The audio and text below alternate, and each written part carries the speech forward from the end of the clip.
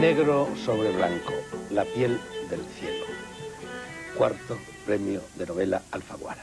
Seguimos hablando con la autora de este libro, la novelista mexicana Elena Poniatowska. Elena, se abre el libro, se sobrepasa la dedicatoria y uno se encuentra con un diálogo en la primera página que dice: mamá, ¿allá atrás se acaba el mundo? No, no se acaba. Demuéstramelo.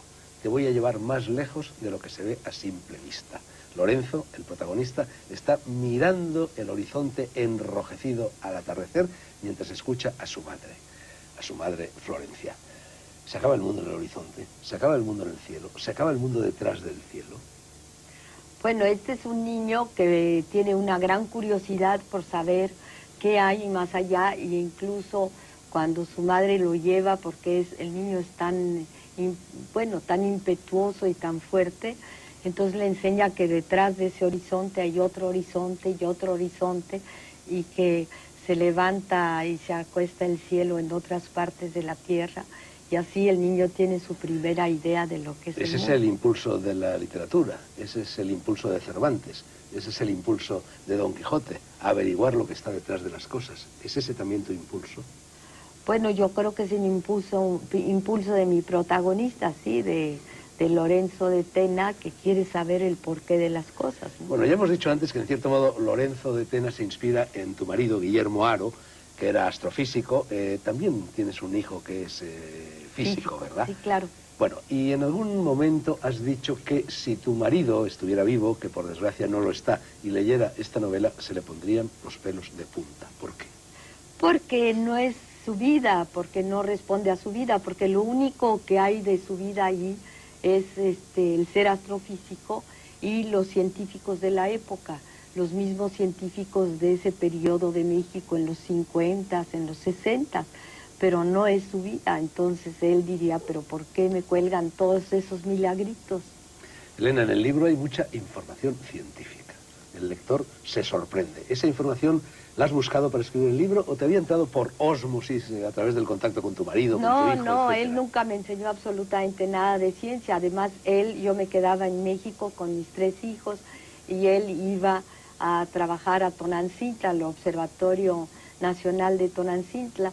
Entonces, él no fue el que me enseñó, pero sí hice muchas entrevistas con sus amigos y además compré muchos libros de ciencia, incluso demasiados. Leí la vida de Einstein, leí la vida de muchísimos científicos.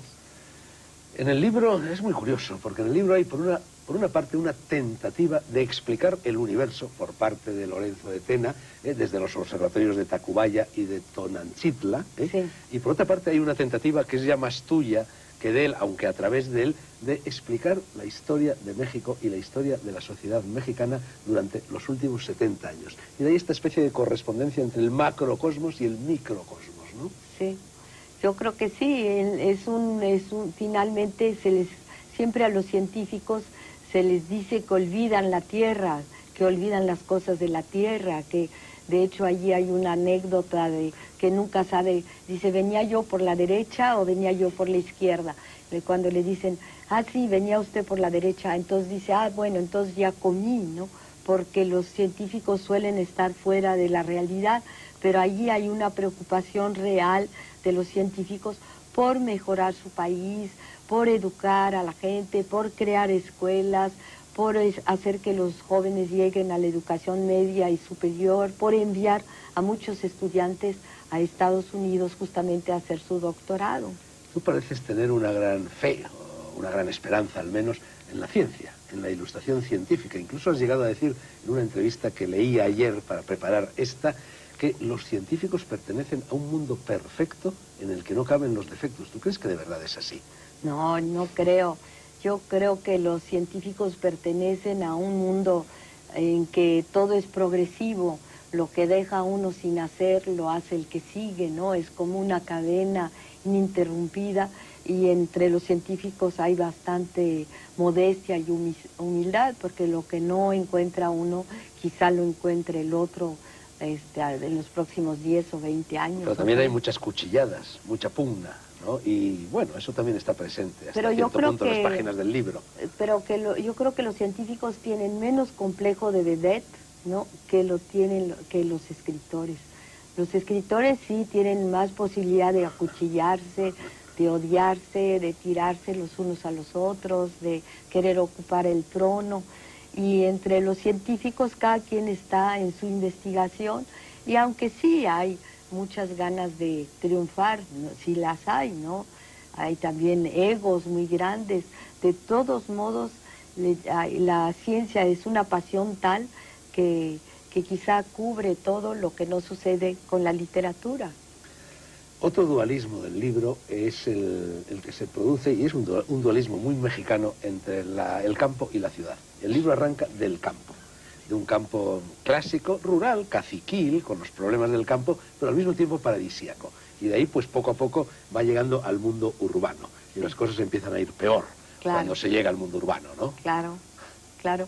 Y luego de repente regresa también al campo y regresa al gran amor que los mexicanos le tienen a los dos volcanes, al Iztaccíhuatl y al Popocatépetl, y toda la magia que hay en torno a esos volcanes, ¿no?, que ellos le dicen el volcán y la volcana, y que piensan que tienen poderes.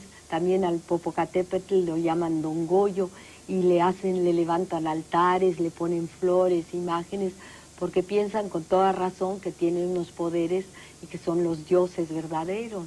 Y también Tonancintla quiere decir nuestra madrecita.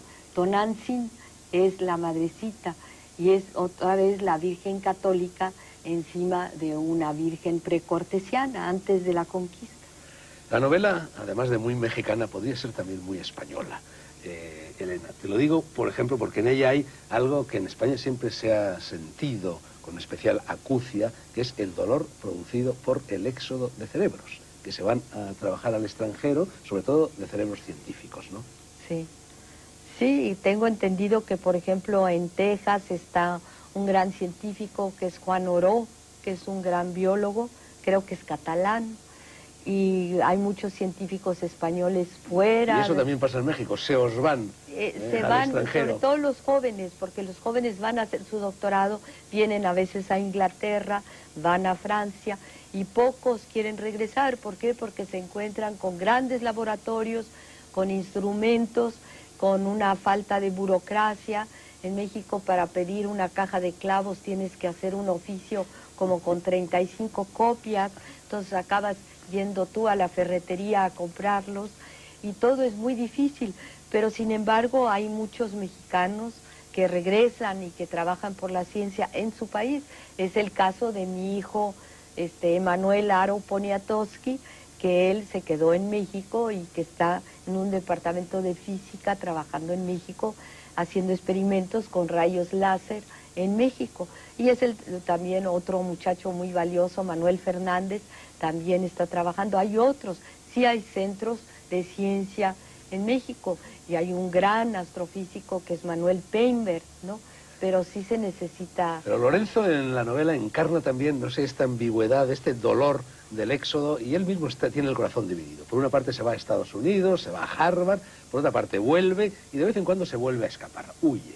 Se va por esos mundos de Dios, o mejor dicho, por esos observatorios de Dios, a la Argentina, al Cono Sur, a Estados Unidos, a África, a Armenia, etcétera, ¿no? Sí, sí, porque lo invitan, porque además, igual que los escritores, hay grandes congresos en que se encuentran los astrónomos, intercambian sus conocimientos, porque es la manera, como ya todos están tan especializados, es la manera de enterarse lo que hacen unos y lo que hacen otros.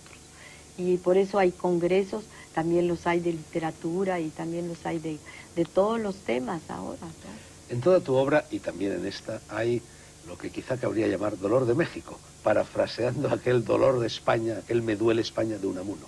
Sí. Es otro rasgo español, entre comillas, de la novela.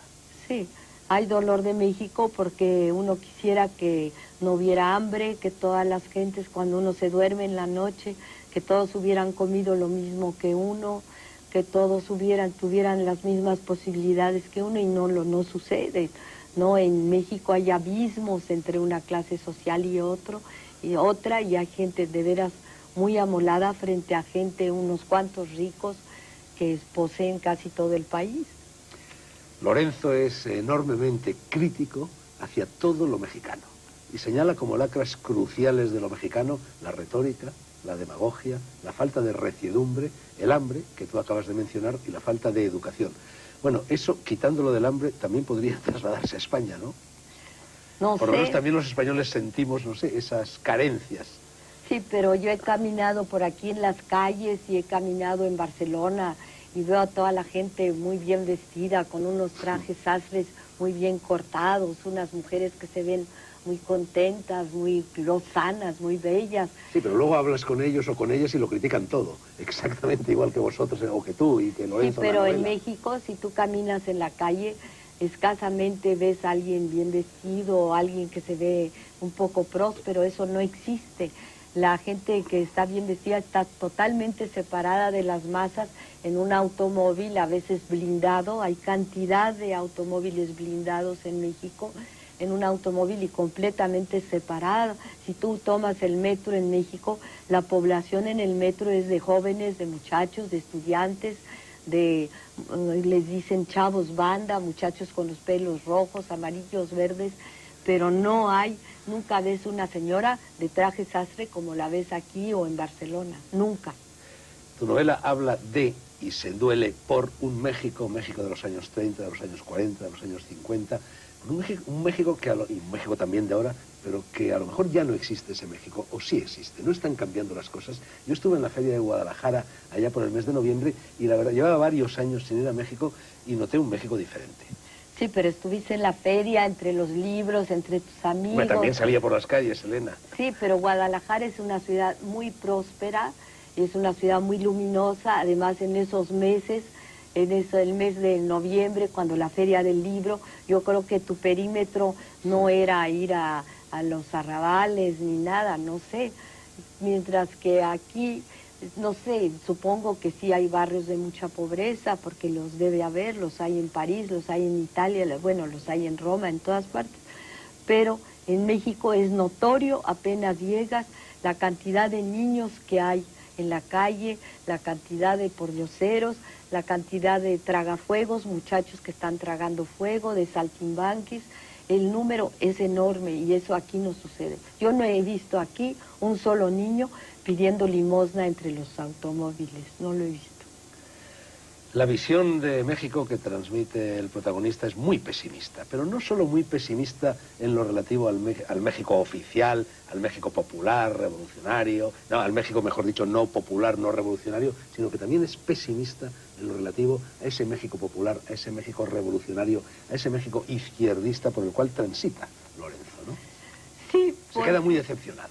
Sí, se queda decepcionado porque siente que a la izquierda está como a la saga de los acontecimientos, que repiten los mismos clichés, que piensan mucho en lo que se haría en Rusia, que le tienen gran devoción al padrecito Stalin, que la mayoría de ellos quieren que los entierren en Moscú, que a lo que aspiran es a darle la mano a Stalin y que finalmente no tienen iniciativa ni originalidad para resolver ellos sus problemas en el lugar en donde están, sino que quieren copiarlo todo y obedecer ciegamente a Moscú.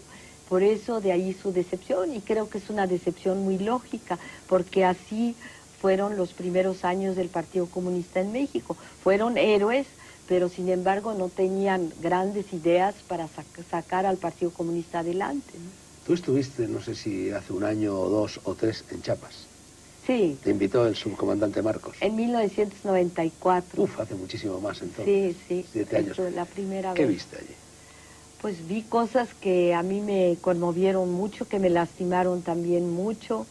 Vi mujeres con pasamontañas, hombres con pasamontañas, al propio subcomandante con pasamontañas, y vi a un hombre que se estaba jugando la vida, ahora ya tiene, cuando lo vi, ahora ya tiene 20 años en la jungla, que se estaba de veras jugando la vida, que peligraba su salud, que tenía toda clase de enfermedades gastrointestinales, porque si piensas intestinales, porque si piensas que los demás campesinos, ese es su hábitat, están acostumbrados a vivir en la selva, están acostumbrados, van en la noche, pueden ir a su choza con su mujer y con sus hijos, y el subcomandante, que ahora se casó y tiene mujer, pero de todos modos vivía en otras condiciones, dormía en una hamaca, y a pesar de su computadora o su ordenador, ordenador, ¿cómo le dicen? Ordenador, como le dicen aquí. Porque allí, ¿cómo le decís? Computadora. Bueno, computadora también se puede decir aquí. Ah, también se puede Sí. decir. No lo dice nadie, pero en fin, se puede decir. Sí, los franceses le dicen ordinateur, por eso yo decía ordenador, pero ha de ser ordenador, como tú dices. Y él tiene, esa es su comunicación con el mundo, pero en general es un hombre muy solitario, que tiene muchos problemas y que se la juega de a de veras. Y en México habíamos visto, teníamos hasta ahora, no teníamos héroes populares, y él es un gran héroe popular. Elena, te voy a hacer ahora unas cuantas preguntas de abogado del diablo. Preguntas que no reflejan lo que yo pienso, preguntas que quieren incordiar y suscitar respuestas. El otro día en la prensa alguien, a propósito del subcomandante Marcos, lo comparaba por su discurso a Cantinflas. Decía que cuando habla no dice nada. Es una mentira.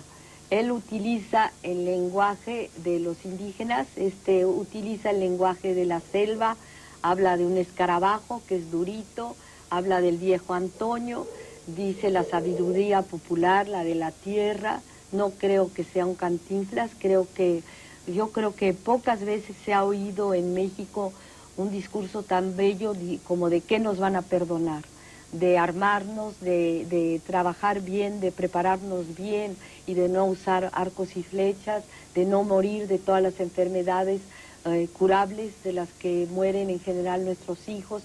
En fin, es un discurso que no te lo voy a repetir aquí porque es solo de él, pero yo creo que hay pocas piezas literarias de tanto valor como esa. Así que la persona que lo dijo no entiende ni a México, no es Cantinflas, es un hombre de un extraordinario valor y es un hombre que se la está jugando, quizá a diferencia de la periodista o del periodista que dijo eso, que está tranquilamente sentada en su casa tecleando sus malditeces. Sigo haciendo de abogado del diablo. ¿No se está convirtiendo el subcomandante Marcos, o lo están convirtiendo, como a casi todo en estos momentos en el mundo, en un fantoche mediático? No, yo creo que al contrario, ha ganado respeto.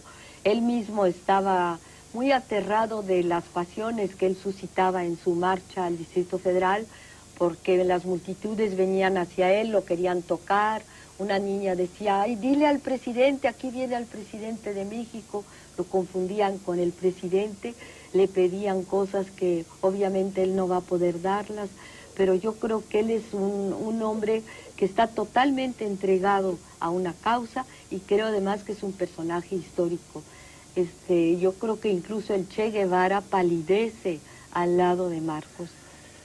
En tu libro hay nostalgia de la izquierda, o de lo que tú piensas que debería haber sido la izquierda. Y ahora parece como si hubiera una nueva izquierda, los movimientos de antiglobalización. Incluso lo del subcomandante Marcos se inscribiría también en esos movimientos. ¿Tú crees que realmente el despertar de la izquierda va a venir por ahí, o hay mucha confusión? No, no hay mucha confusión. Hay muchos muchachos jóvenes, muchachos que no se visten de traje, muchachos que son mucho más libres, que llevan aretes, muchachas de blue jeans. Pero hijos de papá, hijos de la burguesía. No hay clase obrera en esta resurrección de la izquierda. No, en la Universidad de México, que es la universidad más grande del mundo, donde hay 277,000 alumnos, o quizás 270, bueno, no sé si es la más grande del mundo, pero es una universidad extraordinariamente grande. Hay muchos muchachos muy pobres que no pueden pagar y que hacen sus estudios, y que están totalmente en contra de la globalización, y que juntan dinero para poder alquilar un camión, un autobús, irse a Cancún a protestar.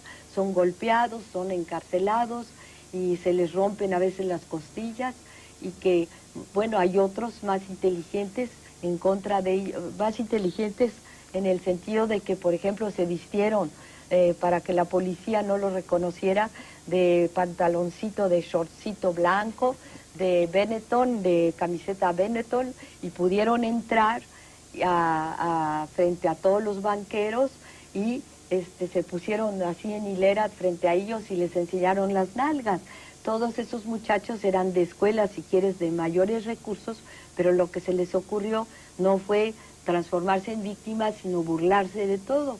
Bueno, esa costumbre de enseñar las nalgas viene de Estados Unidos, sí, el país de la globalización. Claro, quizá es de la globalización, pero por lo menos es un acto de protesta.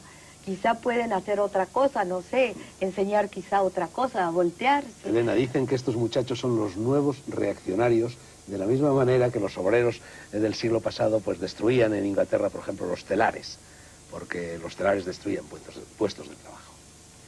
Bueno, yo creo que hay muchos peligros en todo, pero desde luego yo estoy como persona, como mexicana, como una señora ya llena de nietos, ¿no?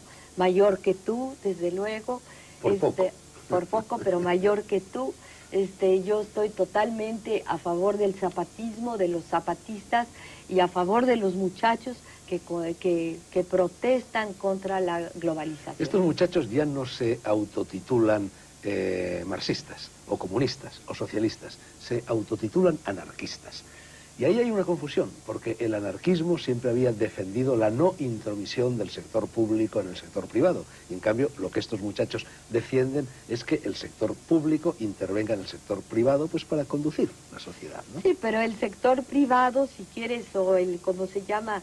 Los banqueros o las grandes empresas en este mundo, que son ahora quienes mandan, las que mandan, quieren imponernos una serie de cosas, qué aire vamos a respirar, qué refresco vamos a tomar, nos imponen, si quieres, la Coca-Cola, nos imponen el Kentucky Fried Chicken, las hamburguesas McCormick, nos imponen toda una serie de cosas, nos unifican a todos, nos inutilizan a todos, vamos a acabar todos haciendo lo mismo, pensando lo mismo, siendo lo mismo, cuando lo que vale, por ejemplo, lo que vale de los indígenas, lo que vale de México es su esencia indígena.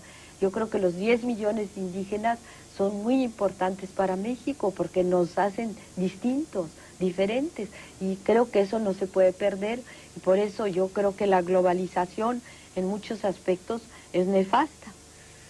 Esta novela tuya se inscribe, como toda tu obra y como muchas de las obras de los novelistas mexicanos, en una gran tradición de literatura cívica que aquí en España no tenemos, o por lo menos no es tan poderosa como en México. En México lo ha sido siempre, ¿no? Desde Mariano Azuela, desde Los de Abajo, hasta La piel del cielo.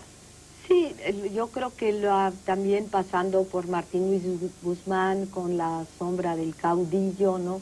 Y con sus memorias de Pancho Villa, siempre hemos tratado de relacionar quizá la historia a la novela, o que la novela sea una introducción a la historia, es decir, que el lector a través de una novela se interese por la historia y después lea quizá libros que le parecen más áridos o más difíciles.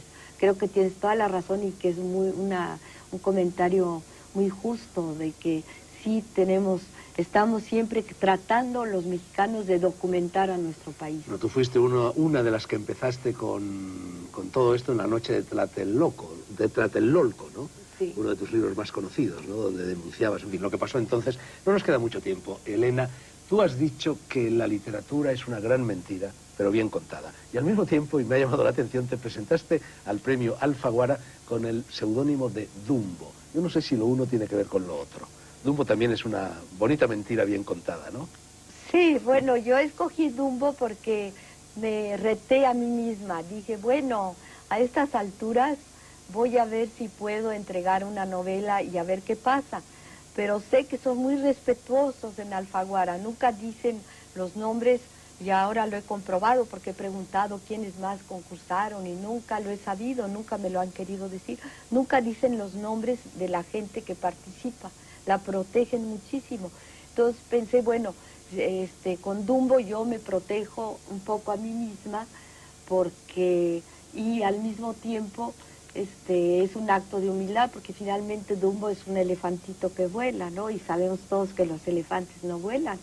Entonces, cuando yo supe que había sacado el premio, pues fue una gran sorpresa, pero también... El elefante voló. Pensé, sí, como tú dices, Fernando, que el elefante voló, ¿no? Elena, oralidad, lenguaje coloquial, mucho diálogo en este libro tuyo y en otros libros tuyos, la voz de Los de Abajo. Tú has dicho en cierta ocasión que tu estilo viene de la vida diaria, de la vida cotidiana. Esa es una hermosa frase y un hermoso estilo. Muchas gracias. ¿Es así? Viene Pues de la vida sí, diaria. viene Tú de sales, la te mezclas calle. A con la mí gente. sí, la gente que más me impresiona es lo que oigo en la calle, la gente que entrevisto en la calle, con quienes hablo, pero pues también mis amigos con quienes platico y que me cuentan a veces sus historias y sus vidas, ¿no? Elena, te voy a contar una anécdota. Sí. Sucedió en marzo o abril de 1981. Íbamos una serie de escritores españoles, escritores de toda América, de la América que habla español, desde Ciudad de México hasta la Universidad de Berkeley, en cuyo campus íbamos a intervenir en una especie de cursillo. Venían Tito Monterroso, Bárbara, tú, Sergio Pitol, Arturo Azuela, Ángel González, Daniel Sueiro, Pepe Esteban, Juancho Hermano Marcelo, Alfredo Brais Echenique, José María Vaz de Soto, tantos otros. Fue un vuelo en el que hicimos, no sé si lo recuerdas, 11 aterrizajes. Naturalmente, pues a lo largo de estos 11 aterrizajes hicimos gran amistad con las azafatas, con el personal de vuelo, y Arturo Azuela, en un determinado momento, yo no sé si conoces la anécdota, estaba hablando con una de las azafatas, la azafata le preguntó quiénes éramos nosotros, Arturo le explicó que éramos un grupo de escritores, y entonces la azafata dijo, ¿y quiénes vienen? Y Arturo, bromeando, dijo, pues viene don Ramón María del Valle Inclán. Y la azafata dijo, ah, qué interesante. Viene Jorge Luis Borges. Oh, la azafata se quedó muy impresionada. Viene Juan Ramón Jiménez, viene Alfonso Reyes, viene Mariano Azuela, etcétera, etcétera. Y a todo esto, pues la azafata decía, ah, qué bien, qué interesante. Y de repente Arturo dijo, viene Elena Poniatowska. ¿Y sabes lo que comentó la azafata? La azafata comentó, eso sí que ya no me lo creo. Bueno, te lo pregunto, Elena, porque ¿cómo es posible que una escritora como tú, que vende centenares de miles de ejemplares de sus obras en México, en España sea relativamente, ahora empezará a serlo menos, relativamente una cuasi desconocida, sí, con solo 6 o 7 libros, me parece que este es el 7º publicado de los muchos que figuran en tu haber? ¿Cómo es posible que dentro de la comunidad de personas que hablan español, las fronteras que nos separan a unos pueblos de otros sean tan intraspasables, tan poco permeables en lo que se refiere a los libros, no a las personas? Sí, es una cosa un poco sorpresiva, sorprendente también para mí. Yo creo que lo que sucede es que yo nunca había venido jamás a España, no la conocía, vine solo a un congreso una vez en Cáceres, invitada por Ignacio Uzquiza hace muchísimo tiempo, estuve una semana, pero no pisé Madrid y me fui y me regresé, tomé el avión en el aeropuerto Barajas, no conocí Madrid para nada, pero además los libros de América Latina, en general los de ciertos autores no vienen para acá, entonces no son conocidos. Y eso fue lo que me sucedió a mí. Bueno, tu libro, a pesar de que por una parte postula la ciencia y la necesidad de la ciencia, al mismo tiempo critica la frialdad intelectual del científico que no reconoce sentimientos, que no se da cuenta, en fin, de eso que se llama calor humano. Y en definitiva tú propones en la novela una salida del laberinto mexicano que está basada en la integración, pues, de ese macrocosmos que es la cabeza con ese microcosmos que es el corazón. Yo, una de mis novelas, suelo decir que la menos mala de mis novelas, llevaba en su primera página una cita del Popol Vuh, la obra genesíaca del pueblo maya, volvemos a Chiapas, una frase con la cual yo me topé en el Museo de las Tres Culturas, en Ciudad de México, está puesta allí en el patio, y dice así: cuando tengas que elegir entre 2 caminos, pregúntate cuál de ellos tiene corazón. Quien elige el camino del corazón no se equivoca nunca. ¿Es eso lo que tú propones como salida del laberinto mexicano en tu novela? Bueno, ojalá, ¿no? Yo creo que me incliné más por la ciencia quizá que por el corazón. Inteligencia emocional es lo que, en definitiva, frase que ahora está de moda, es de lo que te estoy hablando. Sí. ¿Será la inteligencia emocional la que nos salve a todos y la que salve a México? Pues fíjate que yo creo que lo que podría salvar a México sería la eficacia y la educación. Son las 2 cosas. Y no tanto la inteligencia emocional, porque finalmente los mexicanos tenemos muchos sentimientos, pero también muchos sentimientos de inferioridad que no nos han ayudado nada. Y yo creo por eso que lo que es muy importante es volvernos muy eficaces. Yo admiro mucho a la gente que sabe lo que hace y que lo sabe hacer. Pero tú sabes que hay 2 hemisferios en el cerebro, el derecho y el izquierdo. El derecho es el propio de la condición femenina, el izquierdo es el propio de la condición masculina. Son muy diferentes el uno del otro. El propio de los varones, digamos que es más científico, y el propio de las mujeres, digamos que es más artístico, más sintético, menos analítico. ¿No crees que el camino estaría, y que esa es la única revolución de verdad pendiente, en fusionar los dos cerebros, el derecho y el izquierdo, lo masculino y lo femenino, el yin y el yang, y llegar a ser todos, no varones ni mujeres, sino seres humanos, andróginos de corazón puro? Sí, yo creo que sí, pero tú hace un momento me hablaste así del homosexualismo y de lesbianismo, así que yo creo que eso puede ser lo que tú dices, una utopía, pero sí creo que para nuestros países de América Latina, los países del tercer mundo, es indispensable que nos volvamos eficaces, que sepamos hacer las cosas, que aprendamos a hacerlas bien, y creo que ahí está nuestra salvación. Después los asuntos del corazón, bueno, son muy importantes, pero no nos han dado tan gran resultado. Entonces, procuremos ser eficaces. Tú eres mexicana, tú sabes hacer las cosas, tú sabes escribir libros.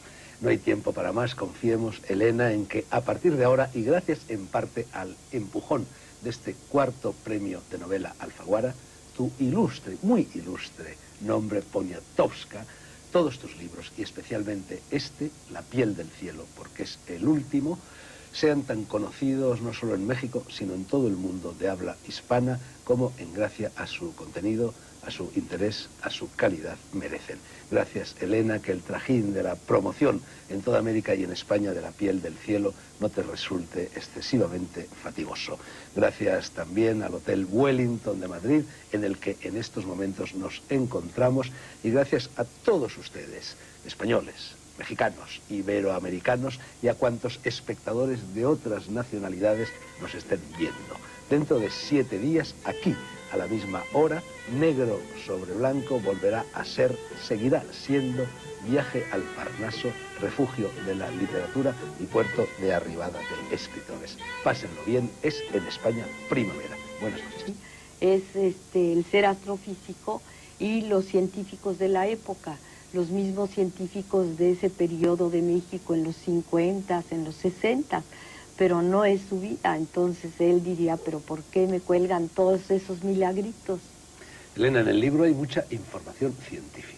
El lector se sorprende. ¿Esa información la has buscado para escribir el libro o te había entrado por ósmosis a través del contacto con tu marido, con tu hijo, No, etcétera? él nunca me enseñó absolutamente nada de ciencia. Además, yo me quedaba en México con mis 3 hijos y él iba a trabajar a Tonantzintla, al Observatorio Nacional de Tonantzintla. Entonces él no fue el que me enseñó, pero sí hice muchas entrevistas con sus amigos y además compré muchos libros de ciencia, incluso demasiados. Leí la vida de Einstein, leí la vida de muchísimos científicos. En el libro es muy curioso, porque en el libro hay por una parte una tentativa de explicar el universo por parte de Lorenzo de Tena, desde los observatorios de Tacubaya y de Tonantzintla, Sí. Y por otra parte hay una tentativa que es ya más tuya que de él, aunque a través de él, de explicar la historia de México y la historia de la sociedad mexicana durante los últimos 70 años. Y de ahí esta especie de correspondencia entre el macrocosmos y el microcosmos, ¿no? Sí, yo creo que sí, finalmente siempre a los científicos se les dice que olvidan la tierra, que olvidan las cosas de la tierra, que de hecho allí hay una anécdota de que nunca sabe, dice, ¿venía yo por la derecha o venía yo por la izquierda? Cuando le dicen, ah, sí, venía usted por la derecha, entonces dice, ah, bueno, entonces ya comí, ¿no? Porque los científicos suelen estar fuera de la realidad, pero allí hay una preocupación real de los científicos por mejorar su país, por educar a la gente, por crear escuelas, por hacer que los jóvenes lleguen a la educación media y superior, por enviar a muchos estudiantes a Estados Unidos justamente a hacer su doctorado. Tú pareces tener una gran fe, o una gran esperanza al menos, en la ciencia, en la ilustración científica. Incluso has llegado a decir en una entrevista que leí ayer para preparar esta, que los científicos pertenecen a un mundo perfecto en el que no caben los defectos. ¿Tú crees que de verdad es así? No, no creo. Yo creo que los científicos pertenecen a un mundo en que todo es progresivo. Lo que deja uno sin hacer lo hace el que sigue, ¿no? Es como una cadena ininterrumpida y entre los científicos hay bastante modestia y humildad, porque lo que no encuentra uno quizá lo encuentre el otro en los próximos 10 o 20 años. Pero también hay muchas cuchilladas, mucha pugna, ¿no? Y bueno, eso también está presente hasta cierto punto en las páginas del libro.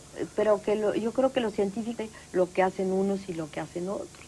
Y por eso hay congresos, también los hay de literatura y también los hay de todos los temas ahora, ¿no? En toda tu obra, y también en esta, hay lo que quizá cabría llamar dolor de México, parafraseando aquel dolor de España, aquel me duele España de Unamuno.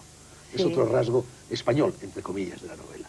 Sí, hay dolor de México porque uno quisiera que no hubiera hambre, que todas las gentes cuando uno se duerme en la noche, que todos hubieran comido lo mismo que uno, que todos tuvieran las mismas posibilidades que uno, y no sucede, ¿no? En México hay abismos entre una clase social y otra, y hay gente de veras muy amolada frente a gente, unos cuantos ricos, que poseen casi todo el país.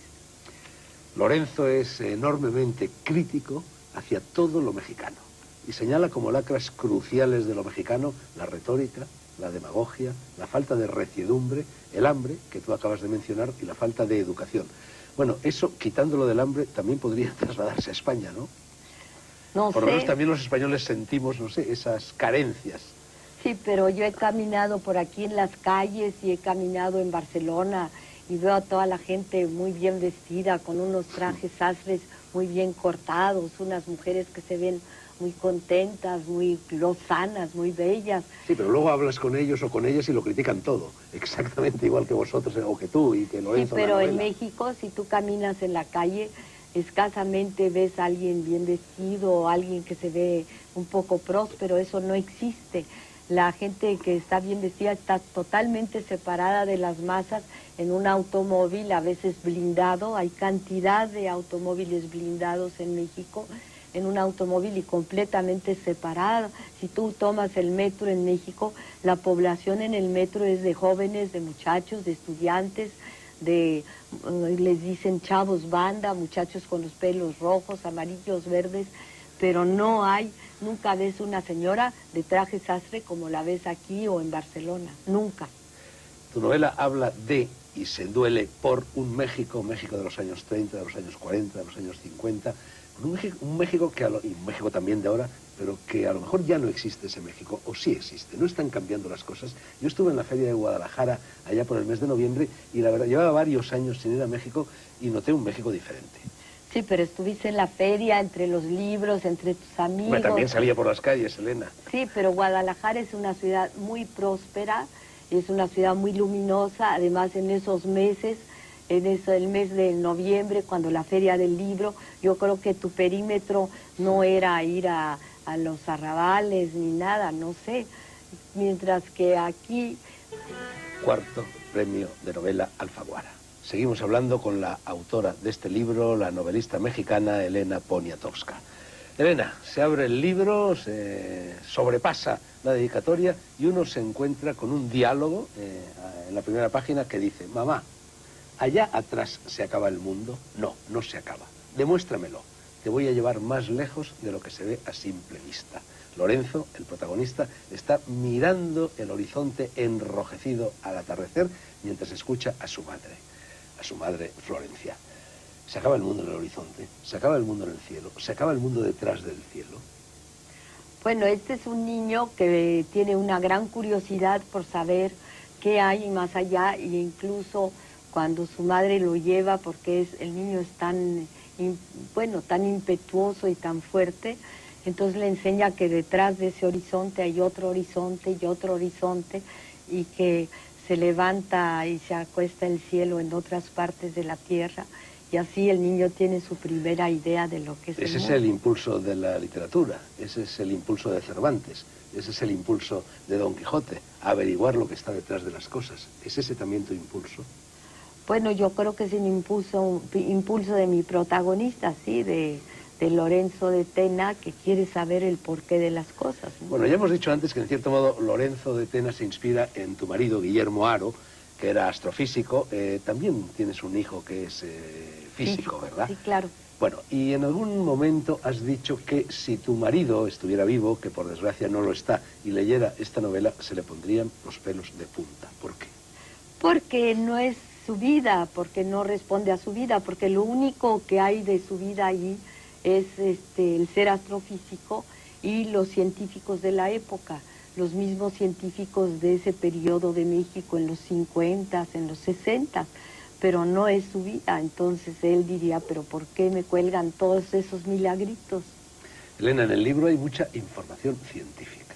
El lector se sorprende. ¿Esa información la has buscado para escribir el libro o te había entrado por ósmosis a través del contacto con tu marido, No, con tu hijo, no, etcétera? él nunca me enseñó absolutamente nada de ciencia. Además, yo me quedaba en México con mis 3 hijos y él iba a trabajar a Tonantzintla, al Observatorio Nacional de Tonantzintla.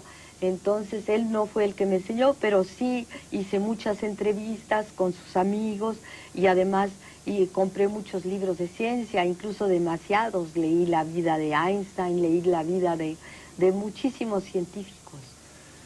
En el libro es muy curioso, porque en el libro hay por una parte una tentativa de explicar el universo por parte de Lorenzo de Tena, desde los observatorios de Tacubaya y de Tonantzintla, Sí. México popular, a ese México revolucionario, a ese México izquierdista por el cual transita Lorenzo, ¿no?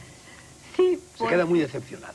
Sí, se queda decepcionado porque siente que a la izquierda está como a la saga de los acontecimientos, que repiten los mismos clichés, que piensan mucho en lo que se haría en Rusia, que le tienen gran devoción al padrecito Stalin, que la mayoría de ellos quieren que los entierren en Moscú, que a lo que aspiran es a darle la mano a Stalin y que finalmente no tienen iniciativa ni originalidad para resolver ellos sus problemas en el lugar en donde están, sino que quieren copiarlo todo y obedecer ciegamente a Moscú. Por eso de ahí su decepción, y creo que es una decepción muy lógica, porque así fueron los primeros años del Partido Comunista en México. Fueron héroes, pero sin embargo no tenían grandes ideas para sacar al Partido Comunista adelante, ¿no? Tú estuviste, no sé si hace 1 año o 2 o 3, en Chiapas. Sí. Te invitó el subcomandante Marcos. En 1994. Uf, hace muchísimo más entonces. Sí, 7 años. La primera ¿Qué vez. viste allí? Pues vi cosas que a mí me conmovieron mucho, que me lastimaron también mucho.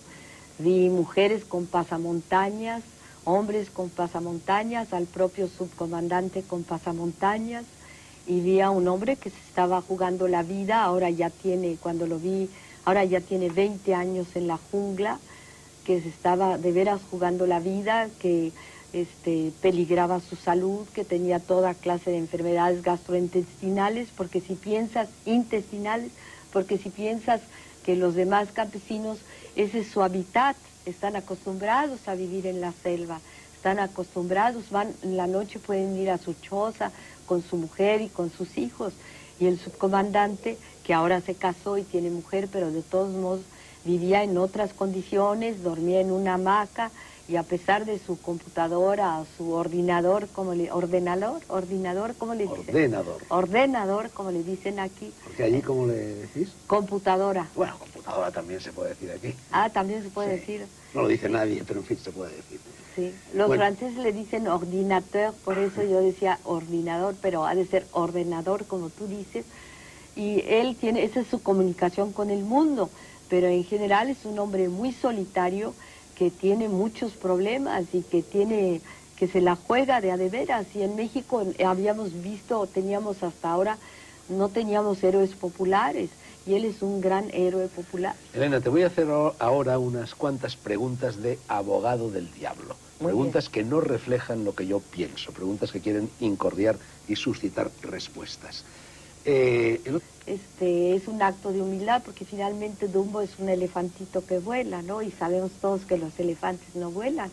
Entonces, cuando yo supe que había sacado el premio, pues fue una gran sorpresa, pero también... El elefante voló. Pensé, sí, como tú dices, Fernando, que el elefante voló, ¿no? Elena, oralidad, lenguaje coloquial, mucho diálogo en este libro tuyo y en otros libros tuyos, la voz de los de abajo. Tú has dicho en cierta ocasión que tu estilo viene de la vida diaria, de la vida cotidiana. Esa es una hermosa frase y un hermoso estilo. Muchas gracias. ¿Es así? ¿Viene Pues de la vida sí, diaria? viene ¿Tú de la sales, te calle. mezclas A con la mí gente? sí, la gente que más me impresiona es lo que oigo en la calle, la gente que entrevisto en la calle, con quienes hablo, pero pues también mis amigos con quienes platico y que me cuentan a veces sus historias y sus vidas, ¿no? Elena, te voy a contar una anécdota. Sí. Sucedió en marzo o abril de 1981. Íbamos una serie de escritores españoles, escritores de toda América, de la América que habla español, desde Ciudad de México hasta la Universidad de Berkeley, en cuyo campus íbamos a intervenir en una especie de cursillo. Venían Tito Monterroso, Bárbara, tú, Sergio Pitol, Arturo Azuela, Ángel González, Daniel Sueiro, Pepe Esteban, Juancho Armando Marcelo, Alfredo Brais Echenique, José María Vaz de Soto, tantos otros. Fue un vuelo en el que hicimos, no sé si lo recuerdas, 11 aterrizajes.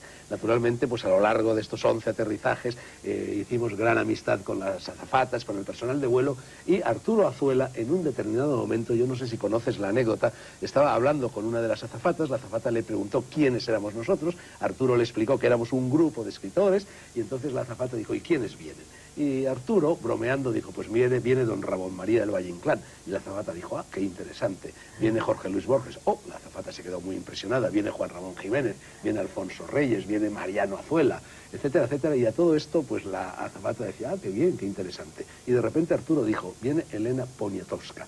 ¿Y sabes lo que comentó la azafata? La azafata comentó, eso sí que ya no me lo creo. Bueno, te lo pregunto, Elena, porque ¿cómo es posible que una escritora como tú, que vende centenares de miles de ejemplares de sus obras en México, en España sea relativamente, ahora empezará a serlo menos, relativamente una cuasi desconocida, sí, con solo 6 o 7 libros, me parece que este es el 7º publicado de los muchos que figuran en tu haber?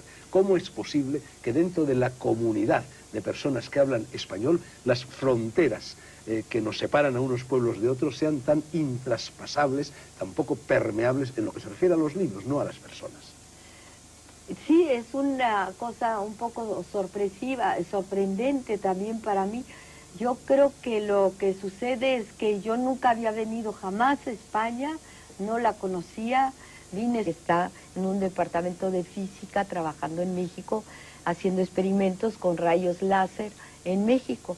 Y es también otro muchacho muy valioso, Manuel Fernández, también está trabajando. Hay otros, sí hay centros de ciencia en México, y hay un gran astrofísico que es Manuel Peinberg, ¿no? Pero sí se necesita... Pero Lorenzo en la novela encarna también, no sé, esta ambigüedad, este dolor del éxodo, y él mismo tiene el corazón dividido. Por una parte se va a Estados Unidos, se va a Harvard, por otra parte vuelve, y de vez en cuando se vuelve a escapar, huye. Se va por esos mundos de Dios, o mejor dicho, por esos observatorios de Dios, a la Argentina, al Cono Sur, a Estados Unidos, a África, a Armenia, etcétera, ¿no? Sí, sí, porque lo invitan, porque además, igual que los escritores, hay grandes congresos en que se encuentran los astrónomos, intercambian sus conocimientos, porque es la manera, como ya todos están tan especializados, es la manera de enterarse lo que hacen unos y lo que hacen otros. Y por eso hay congresos, también los hay de literatura y también los hay de todos los temas ahora, ¿no? En toda tu obra, y también en esta, hay lo que quizá cabría llamar dolor de México, parafraseando aquel dolor de España, aquel me duele España de Unamuno. Es otro rasgo español, entre comillas, de la novela. Sí, hay dolor de México porque uno quisiera que no hubiera hambre, que todas las gentes cuando uno se duerme en la noche, que todos hubieran comido lo mismo que uno, que todos tuvieran las mismas posibilidades que uno, y no sucede, ¿no? En México hay abismos entre una clase social y otra, y hay gente de veras muy amolada frente a gente, unos cuantos ricos que poseen casi todo el país. Lorenzo es enormemente crítico hacia todo lo mexicano y señala como lacras cruciales de lo mexicano la retórica, la demagogia, la falta de reciedumbre, el hambre, que tú acabas de mencionar, y la falta de educación. Bueno, eso, quitándolo del hambre, también podría trasladarse a España, ¿no? No sé. Por lo menos también los españoles sentimos, no sé, esas carencias. Sí, pero yo he caminado por aquí en las calles y he caminado en Barcelona y veo a toda la gente muy bien vestida, con unos trajes sastres muy bien cortados, unas mujeres que se ven muy contentas, muy lozanas, muy bellas. Sí, pero luego hablas con ellos o con ellas y lo critican todo, exactamente igual que vosotros o que tú y que Lorenzo. Sí, pero en México, si tú caminas en la calle, escasamente ves a alguien bien vestido o alguien que se ve un poco próspero, eso no existe. La gente que está bien vestida está totalmente separada de las masas en un automóvil, a veces blindado. Hay cantidad de automóviles blindados en México, en un automóvil y completamente separado. Si tú tomas el metro en México, la población en el metro es de jóvenes. Sí, hay dolor de México porque uno quisiera que no hubiera hambre, que todas las gentes cuando uno se duerme en la noche, que todos hubieran comido lo mismo que uno, que todos tuvieran las mismas posibilidades que uno, y no sucede. No, en México hay abismos entre una clase social y otra, y hay gente de veras muy amolada frente a gente, unos cuantos ricos que poseen casi todo el país. Lorenzo es enormemente crítico hacia todo lo mexicano y señala como lacras cruciales de lo mexicano la retórica, la demagogia, la falta de reciedumbre, el hambre, que tú acabas de mencionar, y la falta de educación. Bueno, eso, quitándolo del hambre, también podría trasladarse a España, ¿no? No Por lo menos sé. también los españoles sentimos, no sé, esas carencias. Sí, pero yo he caminado por aquí en las calles y he caminado en Barcelona y veo a toda la gente muy bien vestida, con unos trajes sastres muy bien cortados, unas mujeres que se ven muy contentas, muy lozanas, muy bellas. Sí, pero luego hablas con ellos o con ellas y lo critican todo, exactamente igual que vosotros o que tú y que Lorenzo. Sí, pero en México, si tú caminas en la calle, escasamente ves a alguien bien vestido o alguien que se ve un poco próspero. Eso no existe. La gente que está bien vestida está totalmente separada de las masas en un automóvil, a veces blindado. Hay cantidad de automóviles blindados en México, en un automóvil y completamente separado. Si tú tomas el metro en México, la población en el metro es de jóvenes, de muchachos, de estudiantes, les dicen chavos banda, muchachos con los pelos rojos, amarillos, verdes, pero nunca ves una señora de traje sastre como la ves aquí o en Barcelona, nunca. Tu novela habla de y se duele por un México de los años 30, de los años 40, de los años 50, un México y un México también de ahora, pero que a lo mejor ya no existe ese México, o sí existe, no están cambiando las cosas. Yo estuve en la Feria de Guadalajara allá por el mes de noviembre y la verdad, llevaba varios años sin ir a México y noté un México diferente.